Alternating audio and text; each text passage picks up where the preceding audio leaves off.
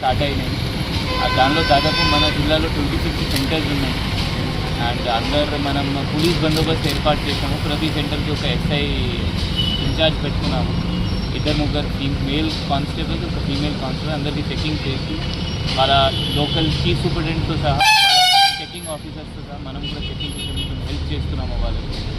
ఈ 9:30 అని gates close అవుతుంది. వాళ్ళ చీఫ్ సూపరింటెండెంట్ వచ్చి గేట్స్ క్లోజ్ చేస్తారు. ఈ రేపు కూడా ఎగ్జామ్ కంటిన్యూ అవుతుంది. రేపు కూడా 2 సెషన్స్ కూడా ఉన్నాయి.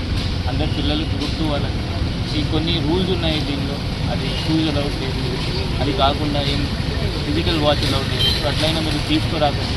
అది కాకుండా అందరికీ ఆల్ ద బెస్ట్. మీరు అందరూ మంచి ప్లేయర్ చేయాలని కోరుకుంటున్నాను. లేదు 9:30 అయితే చీఫ్ సూపరింటెండెంట్ వాళ్ళు గేట్ ఎప్పుడు బంద్ చేస్తే అప్పుడు బంద్ అవుతుంది. That is chief superintendent.